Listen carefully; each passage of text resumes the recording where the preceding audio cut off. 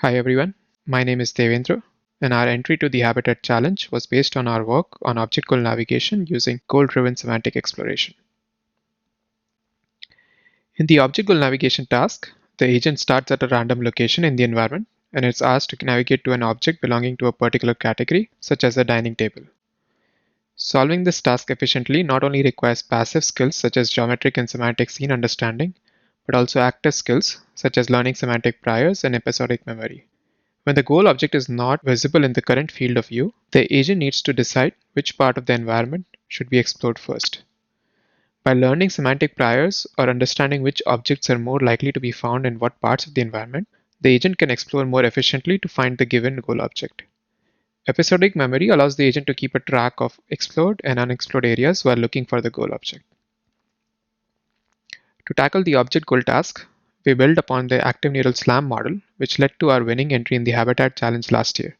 Active Neural SLAM is a modular navigation system which builds explicit obstacle maps and uses them for coverage-based exploration and point goal navigation.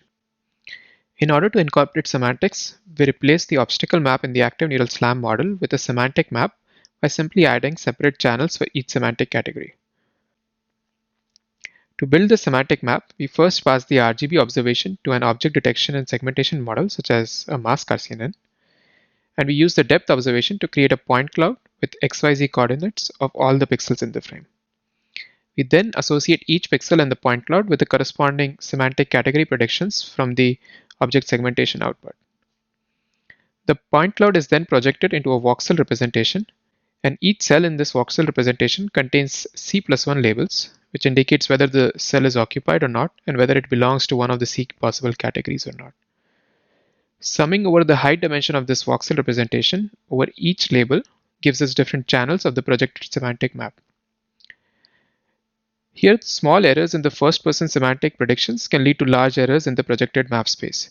To get rid of those errors, the projected semantic map is then passed through a denoising neural network to get the final semantic map prediction.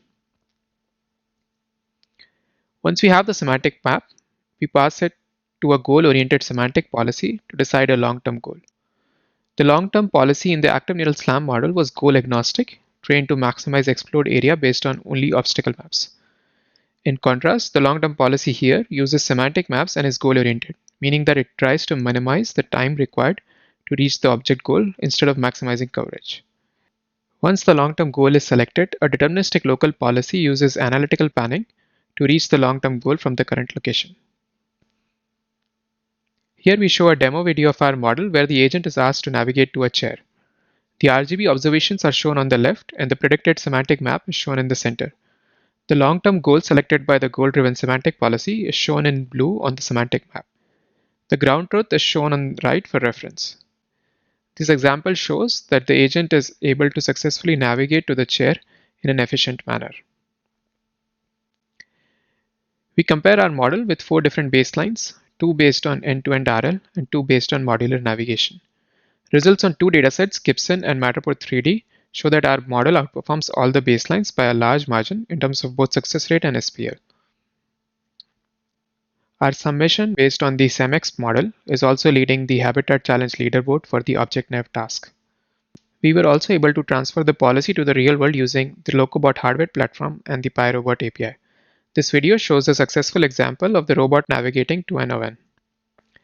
Thank you for listening. My name is Devendra, and I am happy to answer questions over email.